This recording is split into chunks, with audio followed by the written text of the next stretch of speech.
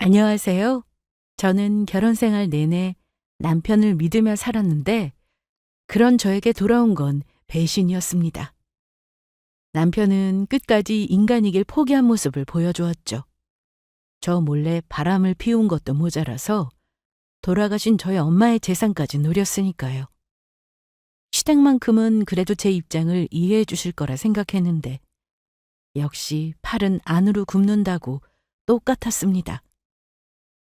어떻게든 친정엄마의 유산을 뺏어서 이혼할 생각이었던 남편은 유산 대신 빚뿐이라는 말에 서둘러 이혼을 요구했습니다.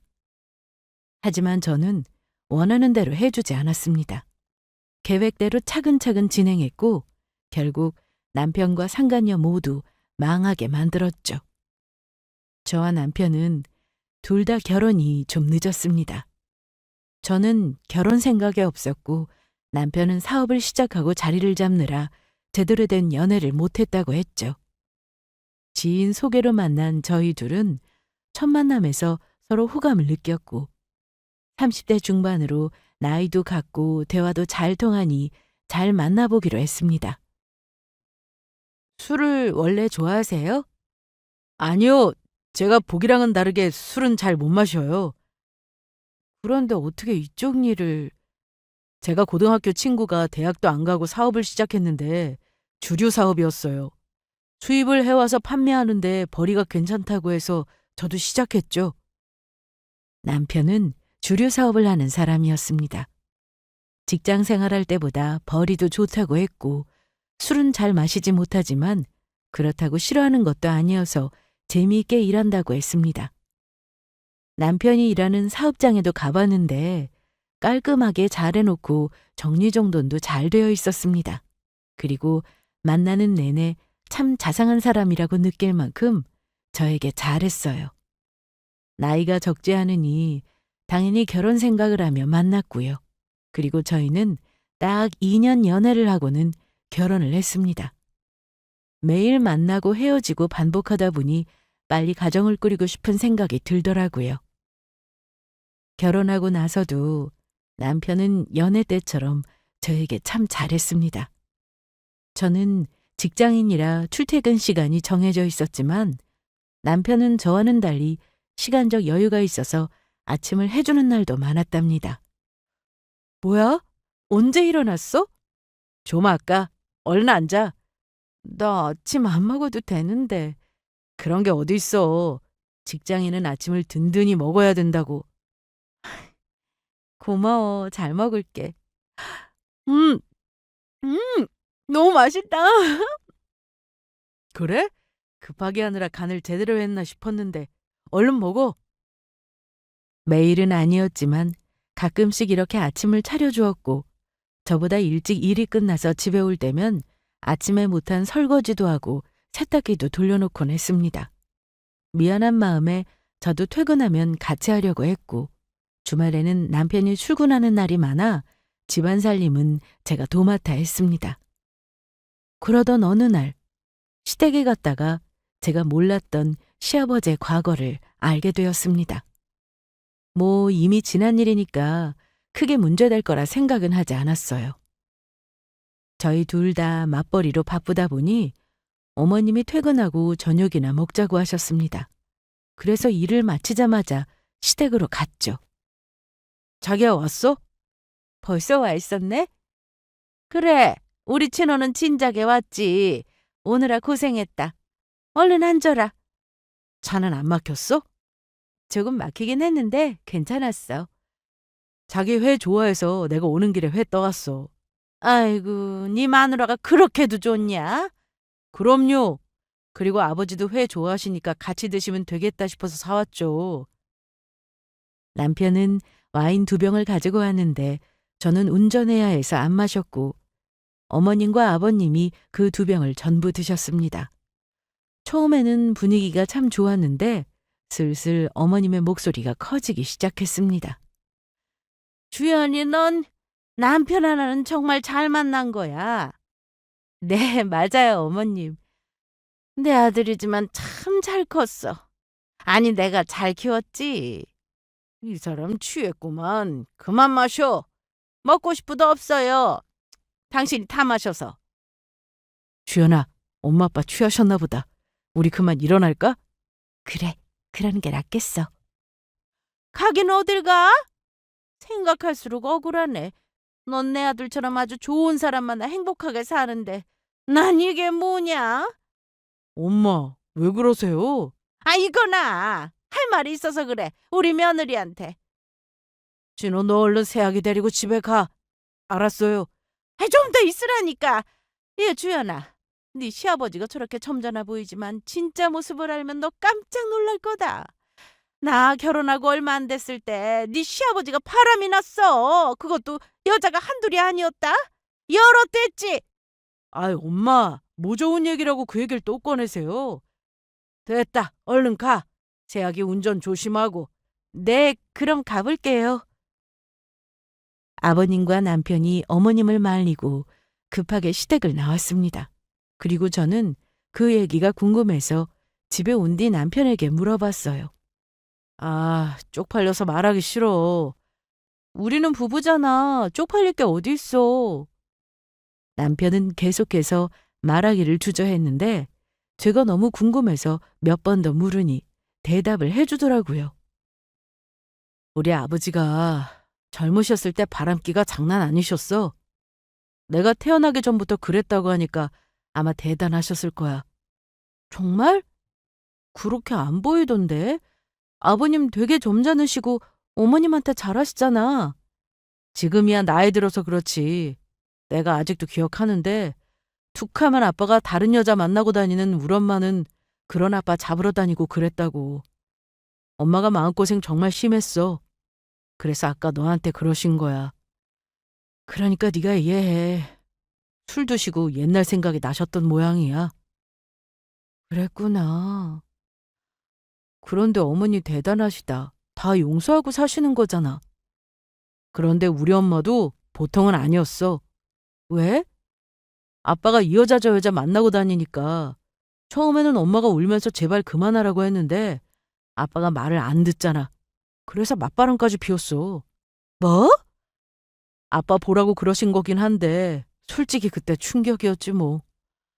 아빠도 바람 피우고 엄마도 바람 피우고.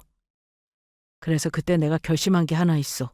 난 절대로 바람 같은 건 안 피우겠다고. 남편의 얘기를 들으니 좀 놀랐습니다. 뭐 집마다 사연은 다 있는 거니까 남편 말대로 그냥 그랬구나 하고 넘어갔습니다. 나는 결혼해놓고 바람 피우는 사람 진짜 이해 못해. 사람도 아니지. 자기는 안 그럴 것 같아? 당연하지. 난 그런 사람들 경멸한다고. 어디선가 듣기로는 바람도 유전이라고 하는데 그래서 제 남편도 아버님을 닮아 바람기가 있는 건 아닐까 하는 생각이 잠시나마 들었습니다. 하지만 남편이 저렇게 단호하게 말하는 모습을 보니까 그런 생각은 금방 사라졌습니다. 그리고 실제로도 남편은 저에게 잘했고 가정적이다 보니 그런 의심을 전혀 할 수 없었습니다. 친정에도 신경을 많이 썼으니까요. 남편을 만나기 전 아빠가 돌아가셔서 엄마는 혼자가 되셨는데 혈압도 높고 부정맥까지 있어서 약을 오래 드시고 계셨기에 저나 언니는 엄마 건강을 많이 신경 쓰며 살았습니다. 그러다 언니가 먼저 결혼해서 나가 살게 되었고 이후 저까지 결혼하고 나니 혼자 계실 엄마가 너무 걱정이 되더라고요. 다행히도 남편은 저처럼 친정엄마의 건강에 대한 관심이 대단했습니다. 바쁜데 뭐하러 왔어? 엄마 보고 싶어서 왔지. 장모님, 요즘 음식 어떻게 드시고 계세요? 또 짜게 드시는 거 아니죠? 그럼 강서방 말대로 생선도 먹고 두부도 먹고 있어. 잘하셨어요. 오늘은 고구마 좀 가져왔어요. 고구마가 혈압도 낮춰준다니까 자주 드세요. 그래, 고마워. 나 신경 써주는 사람이 많아서 금방 건강해지겠다. 그러니까 엄마, 음식에 신경 쓰고 매일 나가서 걷기 운동도 해. 안 되겠다. 일어나세요, 장모님. 어? 왜? 말 나온 김에 동네 한 바퀴 돌고 오자고요. 남편은 이렇게 저희 엄마한테 도움될 만한 음식을 챙겨주고 운동도 하실 수 있게 신경을 많이 썼습니다. 너무 고마웠어요. 일 때문에 바쁘고 피곤할 텐데 제가 친정에 간다고 하면 따라 나서곤 했습니다. 또 제가 평일에 회사 때문에 바쁜 날은 주로 언니가 엄마와 병원을 다녔는데 언니까지 일이 생기면 제 남편이 같이 병원에 모시고 갔어요. 사업하는 남편 이럴 때 써먹는 거라면서 말이죠. 정말 눈에 보이는 그대로가 남편의 본 모습이라 생각하며 살았는데 진짜 모습을 알게 되기까지는 그리 오랜 기간이 걸리지 않았습니다. 주연아, 바빠? 아니야, 언니. 무슨 일인데? 나 지금 병원이야. 엄마 오늘 입원하셨어. 입원이라니? 며칠 전에 엄마 보러 갔는데 갑자기 쓰러지셔서 그때도 병원 갔었거든. 그런데 나 없을 때도 몇 번 쓰러졌나 봐. 입원할 정도면 많이 다쳤어? 그냥 타박상 정도야. 그런데 병원에서는 엄마가 부정맥까지 있어서 앞으로도 자주 쓰러질 거라고 하네. 쓰러지기 전에는 꼭 속이 안 좋다고 구토까지 하니까 입원하는 게 나을 것 같아서 왔어. 그런데 엄마는 몸 상태가 급격히 안 좋아지셔서 병원에 입원을 하게 되셨습니다. 저는 이날 언니의 전화를 받고는 퇴근 후 바로 병원으로 갔습니다. 엄마는 애써 괜찮은 척 저를 대하셨지만 딱 봐도 안 좋아 보였습니다. 그날 이후로 저와 언니는 서로 번갈아가며 병원에 갔고 언니가 엄마 곁을 지켰습니다. 그리고 남편도 시간 나는 대로 엄마를 만나러 병원을 자주 찾았어요. 오늘은 좀 늦었네. 장모님 병원 갔다 왔어. 시간이 늦어서 면회는 못했고 처형만 잠깐 보고 왔어. 피곤할 텐데 그냥 집으로 오지. 시간이 오래 걸리는 것도 아닌데 그 정도 가지고 뭐. 괜찮아. 그런데 장모님 다시 회복하시겠지? 그래야지. 엄마도 의지가 대단하신지 밥도 잘 드신다고 했고 병원 복도도 계속 걸으신다고 하더라고. 잘하고 계시네. 주말에는 우리 같이 가보자. 그래. 그렇게 주말에는 남편과 엄마 병원을 찾았고 점점 회복하시는 듯 보였습니다. 그런데 결국 그날이 오고야 말았어요. 고생하는 언니를 대신해서 제가 엄마 곁에 종일 쓰려고 연차를 쓰고 병원에 가기도 했고 시간이 날 때면 무조건 엄마를 보러 갔습니다. 하지만 환하게 웃으시는 엄마의 얼굴을 점점 볼 수 없게 되었고 병원에 가면 자고 있는 엄마의 모습만 볼 뿐이었습니다. 그리고 얼마 뒤 병원에서는 엄마가 고비라고 했고 호흡이 힘들어지고 있다면서 임종 면회를 준비하라고 했습니다. 엄마는 대화는 어려우셨으나 눈을 뜨고 저희를 다 보시고는 눈물도 흘리셨고 종이에 하고 싶은 말을 써서 보여드리면 다 알아들으셨습니다. 엄마와 평소 가깝게 지내셨던 분들과 외갓집 친척분들께 모두 연락을 드렸고 시부모님께도 이 사실을 알렸습니다. 그런데 사람들도 많고 해서 시부모님은 오셨다가 친정엄마 얼굴만 잠깐 보시고 가셨어요. 남편은 내내 저와 같이 있었는데 화장실을 간 건지 통 보이질 않더라고요. 혹시 엄마 임종을 놓치게 될까봐 급하게 남편에게 전화를 걸었지만 받지 않았습니다. 주연아, 어디가? 언니, 진호 씨가 안 보여서. 아까 차에 잠깐 간다고 했는데. 그래? 그럼 나 주차장에 금방 다녀올게. 그래, 얼른 와. 언니 말을 듣고 주차장으로 바로 갔는데 저 끝에서 남편이 누군가와 통화를 하는 게 바로 보였습니다. 일 때문에 전화 통화를 하나보다 생각했던 저는 남편 쪽으로 가까이 걸어갔는데 표정이 심각해 보이더라고요. 남편은 주차장 벽 쪽을 보고 통화를 하고 있어서 제가 가까이 갈 때까지 전혀 모르고 있었습니다. 그런데 남편이 통화하는 내용을 들어보니 말이 안 나올 정도로 충격적이었어요. 통화 상대는 바로 다른 여자였습니다. 저 모르게 바람을 피우고 있었던 거죠. 그동안 전혀 의심도 하지 않았고 수상한 모습도 본 적이 없었는데 너무 놀란 저는 그 자리에 주저앉고 말았습니다. 제 앞에 주차된 차들이 많아서 남편은 제가 가까이 온 줄도 모르고 계속 통화를 했습니다. 아유, 걱정을 마. 내가 장모님한테 얼마나 잘했는데 와이프가 설마 모른 척 하겠어? 아니, 내가 진짜 진심으로 우러나와서 그랬겠냐고. 우리 엄마도 아닌데 나도 진짜 귀찮았어. 자기도 알지? 그 유산만 아니면 그럴 필요가 없었다는 거. 남편의 입에서 유산 얘기가 나왔습니다. 설마 했지만 맞았어요. 저희 친정엄마 유산이요. 자기는 여태 기다려놓고 몇 달을 못 기다려? 유산 받으면 뺏고 이혼할 테니까 조금만 기다려. 아이, 글쎄 나만 믿으라니까. 그동안 남편과 크게 싸운 적도 없었고 사이가 나쁜 것도 아니었습니다. 항상 똑같은 모습을 보여주어서 한결같은 사람이라 생각하며 살았죠. 그래서 더 황당하고 어이없었습니다.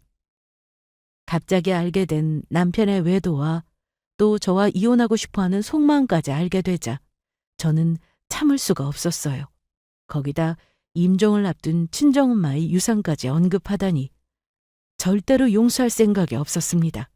저는 이렇게 엄마를 떠나보내야 하는 슬픔에 빠져 있는데 남편 놈은 그동안 바람이나 피우고 다녔고 심지어 저나 친정엄마에 대해서도 진심으로 대한 적이 없다고 생각하니 저 깊은 곳에서 분노가 끓어올랐습니다.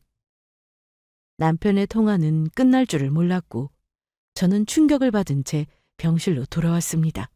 그리고 엄마의 마지막을 지켜보게 되었어요. 엄마가 저와 언니의 손을 꼭 잡으시고는 눈으로 뭔가를 말씀하시는 것 같았는데 아마도 잘 지내라는 말 같더라고요. 이날 친척들이 있는 앞에서 저와 언니는 울었습니다. 울고 또 울어도 눈물이 멈추질 않았어요.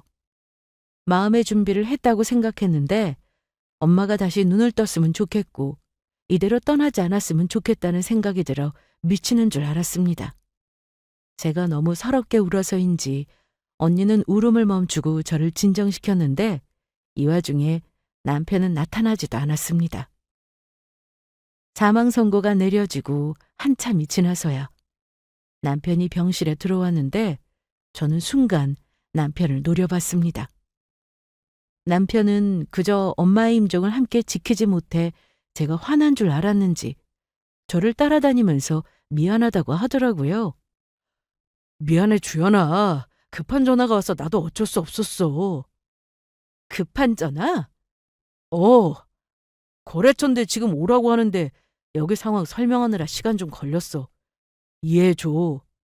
아, 그래? 자꾸 그럴 거야? 내가 말하는 것마다 퉁명스럽게 대답하고 내가 정말 미안하다니까. 엄마가 이제 없다고 생각하니 슬퍼서 정신줄을 놓을 뻔했는데 남편 덕분에 정신을 바짝 차리게 되었습니다. 같이 있던 친척분이 장례식장부터 알아봐야 한다고 하셔서 저와 언니는 급히 알아봤습니다. 병원 아래 장례식장이 있어서 바로 진행했고 언니가 그래도 저보다 아는 게 많아서 척척 알아서 잘하더라고요. 그리고 영안실 내려가기 전까지 시간이 좀 걸린다고 해서 미니 수납도 하고 사망 진단서도 여러 장 발급받아 두었습니다. 저는 슬퍼할 겨를이 없었습니다. 할 게 참 많더라고요. 병원비에 장례 비용까지 언니와 얘기하느라 정신이 없었는데 남편이 같은 공간에 있는 그 자체가 싫고 꼴도 보기 싫었습니다. 제가 그 사실을 몰랐더라면 남편에게 이것저것 묻고 했을 텐데 언니와도 충분히 준비를 할 수 있었습니다. 아빠가 돌아가셨을 때는 엄마가 계셔서 잘 몰랐는데 직접 준비를 해보니 놓치는 게 정말 많더라고요. 다행히도 친척분들이 많이 도와주셨습니다. 솔직히 이런 상황에 남편이 옆에서 큰 힘이 되어줄 거라 생각했습니다. 그런데 전혀 아니었죠. 도움 따위 받고 싶지도 않았지만 자리에도 없었습니다. 또 어디 가서 그 여자랑 통화하는구나 생각했죠. 장례식장에서 남편은 자기 손님이 오면 테이블로 가서 인사를 했는데 어찌나 웃으면서 신나게 수다를 떠는지 술은 잘 안 마신다던 남편은 손님들과 주거니 받거니 하면서 술도 많이 마신 듯 보였습니다. 친정엄마가 돌아가셔서 슬픈 상황이니 남편도 눈물을 흘리며 슬퍼해라. 이건 아니지만 유독 신나 보여서 더 화가 났어요. 그리고 그게 제 눈에만 그렇게 보였던 게 아니고 친척분들도 안 좋게 보고 있었습니다. 특히 언니한테 다들 뭐라고 했는지 언니가 저에게 와서 이런 말까지 했죠. 주연아, 네가 가서 제부 좀 어떻게 좀 해봐. 저게 뭐냐? 알았어, 내가 가볼게. 저는 말도 섞고 싶지 않아 내내 거리를 두고 서 있었는데 손님 테이블에 가서 제일 큰 목소리로 신나게 떠들고 있으니 저는 그런 남편의 옆구리를 쿡 하고 찔렀습니다. 아이, 왜 그래, 여보? 잠깐 나 좀 봐. 왜? 나 손님하고 얘기 중이었는데. 지금 당신 목소리가 여기서 제일 커. 손님들 상대하는 거야. 당연한데 왜 이렇게 신나고 들떠 있어? 어? 내가? 아닌데. 장모님 돌아가셔서 나도 슬프고 속상해. 그렇지만 내 손님들 앞에서는 울상하고 있을 수는 없잖아. 안 그래? 남편은 혀까지 꼬인 상태였고 술 냄새도 엄청났습니다. 이러다 실수라도 할까 싶어서 화장실에 가 세수를 하고 오라고 시켰습니다. 그랬더니 말은 또 잘 듣더라고요. 장례를 치르는 동안 남편은 자주 자리를 비웠고 그 이유는 뻔했습니다. 그 여자와 통화를 하러 간 거였는데 그래서 저는 장례가 끝난 후 잊지 못할 복수를 해줬습니다. 언니, 고생 많았어. 형부도요. 고생은 뭐, 저제가 많이 힘들 텐데 잘 이겨내자, 응? 네. 언니도 가서 푹 쉬어. 잠 좀 자고. 그래, 너도 가자마자 푹 자. 이렇게 서로 인사를 나눌 때도 남편은 없었습니다. 창간녀와 통화하랴, 장례식장에 온 손님 맞이하랴, 제일 바쁜 건 저도 언니도 아닌 바로 남편이었습니다. 저는 그렇게 장례를 마치고 집으로 돌아왔고 너무 힘들어 씻고 누웠는데 남편이 제 옆으로 오더니 대뜸 이런 말을 하더군요. 그런데 여보, 장모님 그 아파트는 어떻게 하기로 했어? 지금 사시는 집도 정리해야 하지 않아? 장례가 끝나자마자 남편이 대놓고 엄마 유산에 관심을 보였습니다. 기가 막히지 않나요? 화낼 힘도 없던 저는 그런 남편이 한심한 듯 보여서 눈을 흘기며 대답했습니다. 그게 무슨 소리야? 뭘 어떻게 하다니? 아니, 내 말은 장모님 돌아가셨으니까 당신하고 처형이 그 재산 다 받게 되는 거 아니야? 그래서 물어본 거야. 뭐라고? 제가 짜증 섞인 말투로 대답을 하니 아니야. 자기 얼른 쉬어. 많이 피곤하지? 난 거래처 잠깐 다녀올게. 장례 치르는 내내 거래처에서 전화가 정말 많이 왔거든. 이렇게 말하고는 급히 나갔습니다. 돌아가신 친정엄마에게는 원래 사시던 집 말고도 엄마 명의로 된 아파트가 한 채 있었습니다. 경기도에 있고 평수도 작아서 사실 오를 거라는 생각도 없었어요. 그런데 많이 오른 상태더라고요. 아빠도 안 계시니 저와 언니가 상속받게 될 거라서 남편이 그걸 노린 듯 보였습니다. 유산만 탐내도 괘씸한데 거기다 다른 여자까지 있었다니 생각할수록 용서 못할 인간이었어요. 이쯤 되니 정말 유저는 무시 못하나 싶은 생각도 들었습니다. 저는 장례 기간 내내 잠을 못 자서 집에 온 날 정말 깊게 잠이 들었는데 꿈에서 엄마가 나왔습니다. 꿈속에서 엉엉 울었는데 깨고 보니 정말 눈물을 흘렸더라고요. 베개가 축축해질 정도로 많이 울었습니다. 그런데 그때 밖에서 남편의 웃음소리가 들려왔습니다. 뭐 하는 건가 싶어 거실로 나가보니 TV로 영화를 보면서 소파에 대자로 누워 킥킥거리고 있더라고요. 혼자 있는 것도 아니고 저도 있는데 엄마가 돌아가신 지 얼마나 됐다고 이럴 수 있나 싶었습니다. 도저히 참을 수 없던 저는 남편에게 한 소리 했어요. 엄청 신났네? 어? 일어났어? 아침까지 잘 거라 생각했는데. 뭐가 그렇게 재밌어? 아, 영화가 재미있어서. 내 기분은 생각 안 해? 아, 미안해. 그런데 주연아, 언제까지 내가 네 눈치를 봐야 돼? 눈치라니? 장모님 돌아가신 거야. 나도 슬퍼. 당연히 슬프지. 그런데 산 사람은 살아야 하는 거 아니야? 나까지 너처럼 울적해 있으라는 건 좀 그렇잖아. 엄마 떠난 지 한 달이 됐어? 1년이 됐어? 고작 3일이야. 난 코미디 프로를 봐도 너처럼은 못 웃겠다. 입장 바꿔서 시부모님 돌아가셨는데 장례 마치고 집에 와서 내가 너처럼 이러고 있으면 기분 좋겠어? 아이씨, 내 집에서 TV도 마음대로 못 봐? 아이, 짜증나! 그러더니 남편은 바로 신발을 신고 나가버렸습니다.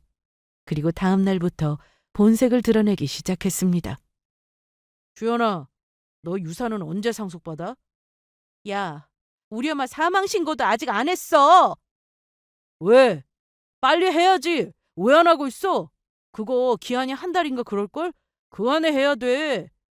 미리 다 알아봤어? 되게 잘 알고 있네? 어? 난 그냥 네가 혹시 깜빡할까 봐 미리 알아봤지. 사망 신고를 해야 장모님 재산을 다 확인할 수 있다고 하더라고. 보험이나 금융거래 이런 것들 말이야. 그러니까 오늘 가서 당장 하는 건 어때? 당신 참 많이도 알아봤다? 나보다 더 잘하네?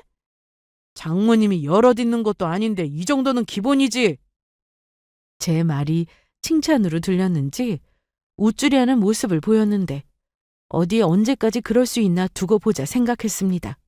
저는 며칠 뒤 언니와 따로 만나 엄마의 사망 신고를 하며 금융거래를 알아보게 되었습니다. 그런데 제가 아는 것과 달리 엄마 앞으로 된 재산은 생각보다 많았습니다. 보험도 하나 있었고 적금 통장 그리고 그동안 저와 언니가 용돈으로 들인 돈도 차곡차곡 다 모아둔 통장이 있더라고요. 그걸 보고 또 저와 언니는 울어버렸습니다. 이제는 눈물이 말라서 안 나올 줄 알았는데 엄마 생각하면 눈물은 자동이었어요. 그날 이후 저는 남편의 본색을 알고는 아무 말도 하지 않고 지냈습니다.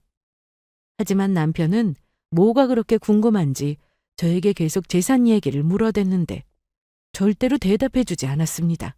그리고 남편 몰래 뒷조사를 시작했습니다. 저도 가만히 당하고만 있을 수는 없었으니까요. 어떤 여자와 만나고 다니는지 확인하고 싶었고 증거도 모을 수 있었습니다. 남편은 자기가 바람 피우고 있다는 사실을 제가 알고 있는지 전혀 모르고 있었는데 계속해서 모르길 바랐습니다. 저는 친한 친구한테 이 사실을 전부 털어놨는데요. 저한테 포커페이스를 유지해야 한다고 하더라고요. 표정 관리를 잘하라고 말이죠. 네가 이미 다 알고 있다고 하면 네 남편 가만히 있겠어? 그 여자랑 데뷔할 거 아니야. 힘들게 준 것까지 모았는데 걔네들도 피눈물 흘려봐야지. 그러니까 준비가 다 될 때까지는 모른 척해. 아무것도 모르는 척하라고. 저는 친구의 말대로 남편에게 관심 없는 척을 하며 지냈습니다. 그리고 남편의 물건을 뒤지기 시작했어요. 결혼해서 살면서 남편은 외박도 한 적 없고 늦게 퇴근해도 밤 11시면 집에 들어왔습니다. 그래서 제가 더 의심하지 못했던 것 같기도 합니다. 암튼 남편은 집에는 꼬박꼬박 들어왔는데 엄마 유산이 궁금했는지 칼퇴근하며 저에게 매일같이 물었어요.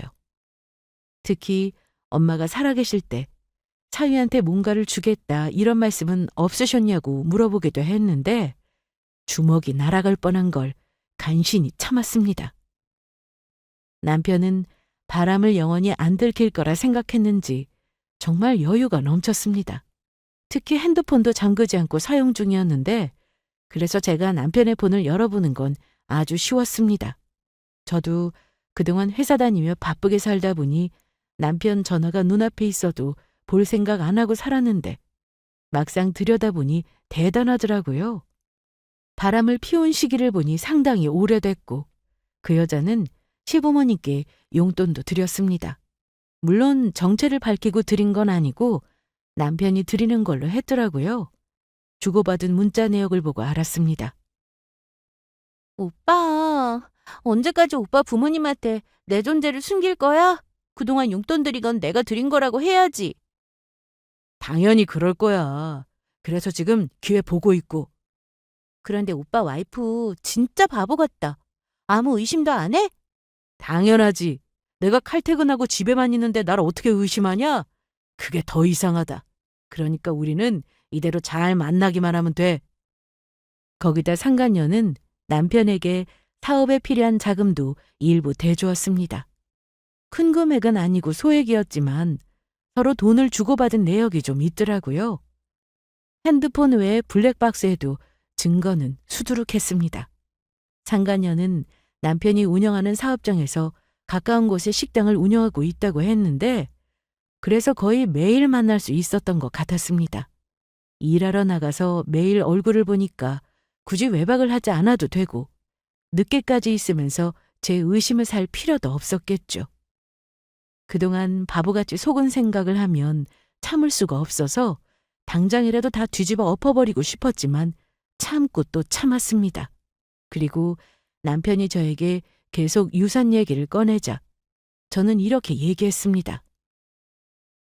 알아보니까 엄마가 빚이 좀 있더라. 그래서 언니랑 나도 지금 어떻게 하는 게 좋을지 알아보고 있어. 뭐? 장모님이 무슨 빚이 있다고 그래? 나도 없는 줄 알았는데 언니가 확인해보니까 빌린 돈이 많다고 그러네. 채무가 많으면 상속받았을 때 그거 다 내가 갚아야 하는 거라고 하던데. 그러자 남편의 표정이 안 좋았습니다. 실제로 이런 경우를 알아보니 한정 승인이나 상속 포기를 해야 할 수도 있다고 하더라고요. 그래서 있는 그대로 남편에게 말했죠. 뭐? 상속 포기? 그 정도야? 장모님이 갖고 있던 아파트 지금 시세 엄청 높던데 그거 처분하면 빚 갚고도 남는 게 있지 않아? 언니랑 내가 그것까지 알아보지 않았겠어? 다 알아봤는데 안 돼. 그래서 포기해야 하나 싶다. 당신이 계속해서 유산 얘기 물어보니까 나도 급하게 여기저기 알아봤는데 이런 경우에는 상속 포기를 많이 한대. 친정엄마 유산에 잔뜩 눈독을 들인 남편에게 믿거나 말거나 저는 거짓말을 했고 그러자 남편의 얼굴은 어두워졌습니다. 어차피 재산이 저에게 상속이 되더라도 투규 재산인데 자기 몫을 주장하려 하는 것을 보니 멍청해 보이기까지 했습니다. 그날 이후 남편은 저에게 여러 번이나 확인을 했고 상속받을 유산이 없다고 생각했는지 며칠 뒤 저에게 이혼을 요구했습니다.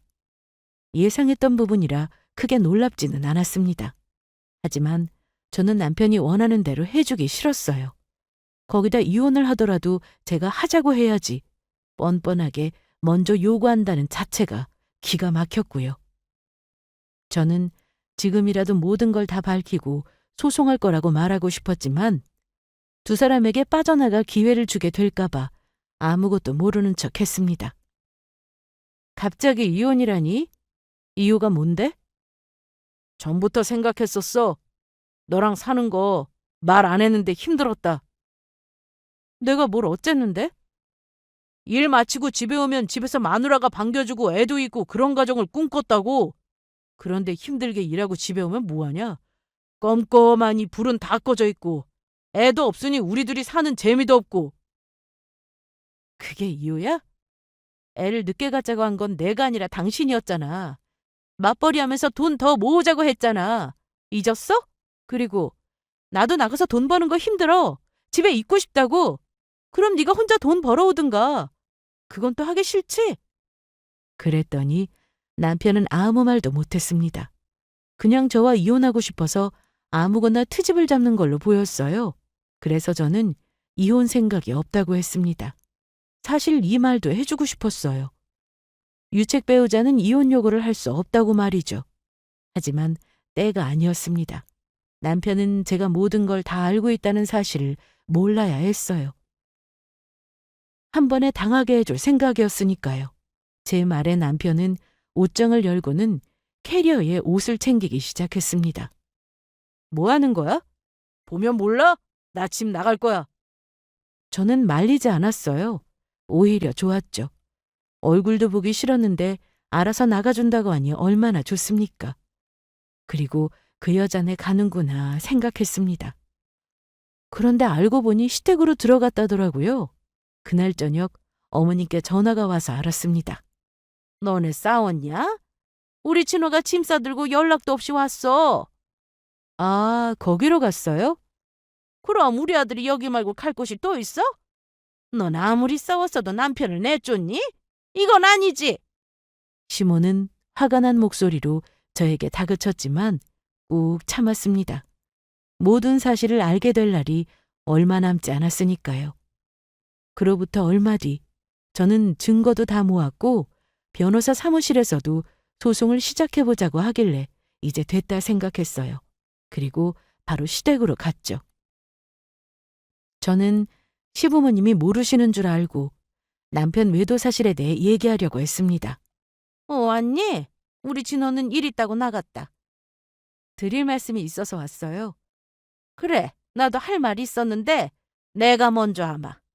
너 왜 우리 아들이 이혼하자고 하는데 이혼 안 하고 버티니? 네? 부부가 언제까지 사랑으로 살겠어? 정으로 사는 건데 내가 얘기 들어보니까 너희는 정도 없는 것 같은데 그냥 이혼해. 어머님 아들한테 여자 있는 건 알고 계세요? 어머님 표정을 보니 알고 계시는 눈치였어요. 남편이 시댁에 와서 얘기를 한 것 같았죠. 남자가 사업하다 보면 여자도 좀 만날 수 있는 거지. 네가 잘했으면 금방 정리하지 않았겠어? 그럼 저 때문이라는 거네요? 네 탓도 있지. 넌 얼마나 애가 무디면 남편이 밖으로 놔두는 것도 몰라? 남자는 집에서 잘해줘야 해. 네가 못했으니 다른 여자한테 눈길을 돌린 거겠지? 역시나 팔은 안으로 굽는다고 어머님은 바람난 남편의 편을 들고 상간녀까지 감싸주었습니다. 어머님도 이런 일을 겪어보셨기 때문에 남편을 탓할 줄 알았는데 전혀 아니었어요. 그리고 내가 듣기로 사돈이 빚만 남기고 가셨다며? 너 혹시 이혼 안 하려고 하는 거 그것 때문 아니야? 그것 때문이라니요? 그 빚 말이다. 우리 아들이 번 돈으로 갚으려고 하는 거 아니냐고. 그런 일은 절대로 없어야 한다. 그러니까 하루빨리 갈라서. 네, 잘 알겠습니다. 어머님 아들하고 이혼할 테니까 걱정하지 마세요. 너 그거 정말이지? 나중에 딴소리 하면 안 된다. 네, 걱정하지 마시라고요. 남편이나 시모나 똑같았습니다. 저는 시모의 말에 분노가 차올랐지만 끝까지 침착하게 할 말 다 하고 나왔습니다. 시댁에서 나와 저는 친구와 함께 상간녀가 있는 곳으로 향했습니다. 남편이 일하는 곳에서 정말 가까웠고 이 정도면 하루에도 여러 번 만났겠다 생각이 들었네요. 멀리서 보니 그냥 평범한 식당이었는데 상간녀는 생각보다 훨씬 더 어렸습니다. 증거도 차고 넘치는데 가서 식당 엎어버릴까? 뭐하러 힘들이고 그래. 알아서 망하게 하자. 알아서? 쟤들도 먹고 살만하니까 바람도 피우는 거야. 돈 없어 봐. 바람 피우겠냐? 바로 기어들어올걸? 그렇긴 하지. 빨리 상간녀 소송 시작할 거야. 그거야 당연하지. 그런데 남의 가정 망가뜨리고 저렇게 돈 벌고 살게 두는 건 아니라고 봐. 욕먹을 짓 했으면 욕을 먹어야 하는 거라고. 그리고 그날 저녁 친구는 인터넷 카페에 상간녀에 대한 글을 올렸습니다. 유부남을 만나 가정을 파괴했다고 말이죠. 해당 지역에서는 회원 수도 많은 카페였는데 친구는 마침 그 카페 회원으로 활동도 활발히 하고 있던 중이었습니다. 글이 올라가자 조회수가 폭발했고 금방 소문이 났습니다. 해당 식당이 어디냐는 댓글도 달렸으나 문제가 될까 싶어 너무 자세한 건 적지 않았더라고요. 하지만 얼마 안 가 사람들이 다 찾아냈습니다. 그런데 여기까지는 생각 못했는데 카페에 안 좋은 글이 올라오기 시작했어요. 그 식당이 원래 평판이 별로였는지 이때다 싶었던 사람들이 많았습니다. 불친절하고 지저분하다는 말이 많았죠. 그 사이 저는 남편에게 먼저 이혼 소장을 보냈습니다. 그리고 얼마 뒤 상간녀에게도 드디어 소장을 날려버렸습니다. 야, 너 이거 뭐야? 네가 뭘 한다고 상간녀 소장을 보냈냐고? 중요한 거래처인데 당장 취소해. 내 사업 망하게 바라는 거야? 뭘 알긴 다 알지. 서영희, 이 사람이 당신이 좋아하는 여자잖아. 제가 얼마 전 시댁에 가서 남편의 외도 사실에 대해 얘기를 했으니 남편도 제가 어느 정도 안다는 사실을 눈치챘을 겁니다. 하지만 어디까지 아는지는 모르는 것 같았어요. 증거도 없이 제가 소장부터 날렸다고 생각하는 듯 했죠. 어디서 본 건 있어가지고 소장 보내면 뭐 다 이기는 줄 알아? 재판관이 바보냐? 그거야 두고 보면 알겠지. 너 이거 취소해. 안 하면 너 정말 가만 안 둔다. 너 내 말 듣고 있냐? 어? 내 말 안 들려? 저는 남편이 소리를 질러가며 말을 하는데 듣기 싫어서 바로 끊어버렸습니다. 그리고 예상대로 상간녀는 남편이 유부남인 걸 모르고 만난 거라고 주장을 했습니다. 이렇게 주장해서 빠져나간 사례도 있긴 하더라고요. 하지만 저에게 통하지 않았죠. 증거가 정말 많았거든요. 거기다 상간녀가 남편과 문자를 주고받으며 직접 저를 언급하기도 했으니 빠져나갈 수는 없었습니다.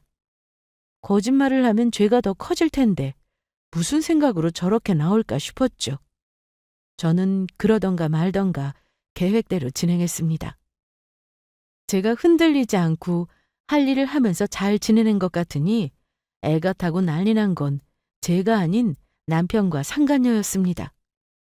소송 취소하라고 매일같이 전화가 오는데 그게 자기들한테 불리하다는 걸 모르더라고요. 전화를 해서 저에게 욕설을 하는 것은 물론 협박을 하기도 했습니다.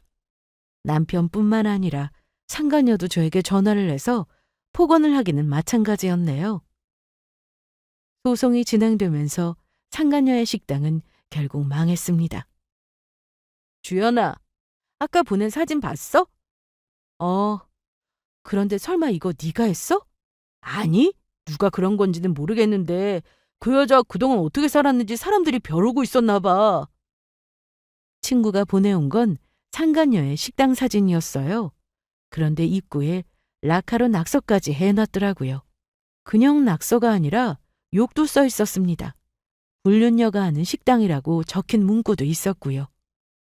남편이나 상간녀는 그 범인이 저라고 생각하고는 따져 물었지만 증거도 없고 제가 하지도 않았으니 더욱 열을 냈습니다. 남편 사업장과 관련된 업체에도 이 사실은 다 소문이 났어요. 수입은 많지는 않아도 유지되고 있었는데 거래처들이 손절하기 시작하니 남편도 더는 감당할 수 없었을 겁니다. 남편은 혹시나 빚을 떠안게 될까봐 빠르게 이혼 절차를 밟았는데 상간녀 소송은 좀 달랐습니다. 시간도 오래 걸렸고 그 사이 시모가 찾아와 저를 괴롭히기도 하면서 힘든 시간을 보내야 했죠. 그래도 변호사 사무실에서는 조금만 더 참고 견뎌보자 하셨고 모든 증거가 너무나도 명확해서 예상보다 빨리 마무리가 될 수 있었습니다. 그리고 드디어 상간녀 판결문이 나왔습니다. 둘 다 망하고 상간녀라는 낙인까지 찍혔으니 속이 다 후련했죠. 둘이 평생 행복할 거라 생각했다는 자체가 어이없었는데 돈 없이 그 행복이 과연 오래 갈까요? 상황이 이렇게 되니 전 시댁은 조용할 리 없었습니다. 특히 전 시모는 저를 찾아와 말도 안 되는 요구를 했는데요. 너 바쁘니까 내가 할 말만 하고 가마. 우리 아들 걔랑 정리했단다. 그래서요? 그래서라니. 너 처음에 우리 진우랑 이혼 못하겠다고 했잖아. 이렇게 기회가 왔는데 안 잡을 거야? 제가 미쳤어요? 어머님 아들하고 다시 만나게? 뭐라고? 어머님 전에 저한테 그러셨잖아요. 그 여자가 어머님한테 용돈도 주고 그래서 저보다 더 좋다고요. 걔 도망가서 이제 용돈도 못 받아. 회사에서 바쁘게 일하고 있는데 불러내서 한다는 소리가 자기 아들하고 잘해보라니 기가 찰 노릇이었죠. 그런데 저를 귀찮게 하는 건 전 시모뿐만이 아니었어요. 그 집 아들도 저를 찾아와 헛소리를 해댔습니다. 어머님하고 약속했어? 번갈아 가면서 나 설득해보겠다고? 우리 엄마도 왔다 갔어? 제발 오시지 말라고 해. 전화 차단하면 뭐해? 귀찮게 자꾸 찾아오는데. 그래, 그건 미안하다. 그리고 너 유산 받았다며? 너하고 상관없는 일이야. 그래, 나도 알아. 나한테 집은 없다는 거. 그런데 왜 그렇게 눈독을 들였어? 조금은 받을 수 있을 줄 알았지. 암튼 나 이제 그 재산에 욕심 없어. 정말이야. 네가 각서라도 쓰라면 쓸게. 죽을 때까지 그 돈 탐내지 않겠다고. 그러니까 우리 다시 시작하자. 싫어. 너처럼 앞뒤 다른 인간하고 다시는 만나는 일 없어. 바람 피운 거 한 번이었잖아. 용서해 주라. 어? 너 분명히 나한테 그랬지? 결혼하고 가정 꾸려놓고 바람 피는 사람들 보고 경멸한다고.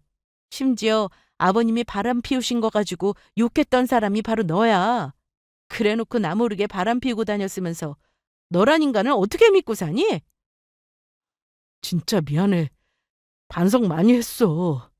그래, 앞으로도 반성 많이 하면서 살고 한 번만 더 회사에 찾아와서 나 불러내면 그땐 바로 경찰서에 고소할 거니까 그렇게 알아? 전 남편은 제 말에 더는 회사로 찾아오지 않았습니다. 집으로 찾아오지도 않았고요. 그런데 언니네 집에 가서 제 마음을 돌려달라고 했답니다. 제부. 아니, 이제 제부도 아니죠. 그러길래 있을 때 잘했어야죠. 이게 뭐예요? 그래서 이렇게 부탁드리러 온 거 아닙니까? 나한테 말해봐야 소용없어요. 그리고 혹시 술 마셨어요?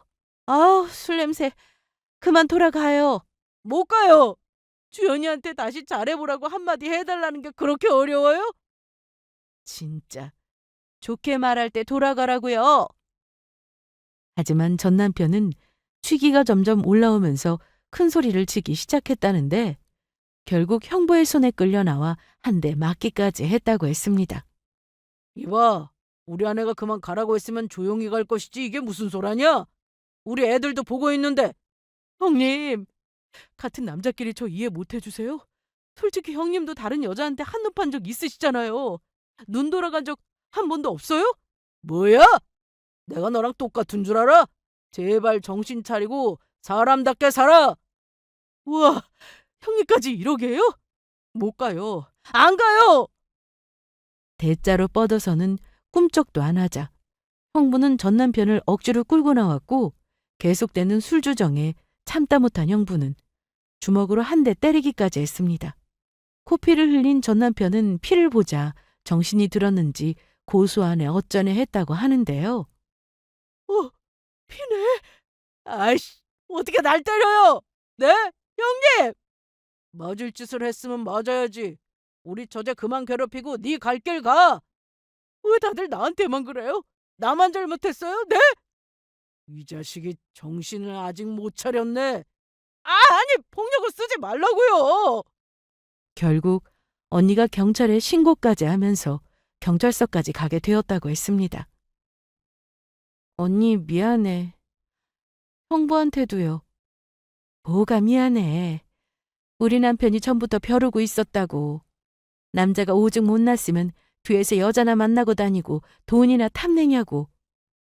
부모님은 안 계셨지만 언니와 형부가 엄마 아빠처럼 의지되는 사람들이었기에 고마웠습니다.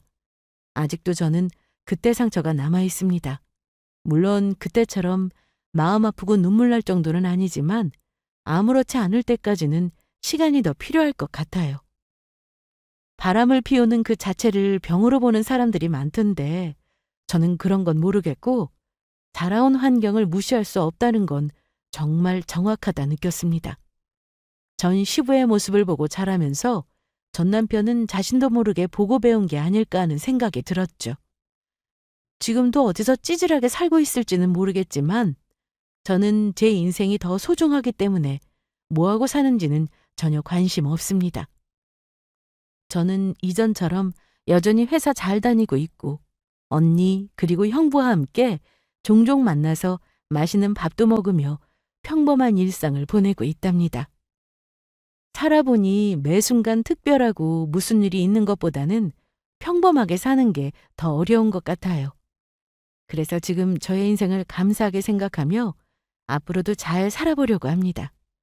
제 사연을 들어주신 분들께 감사하고 이만 사연을 마치겠습니다.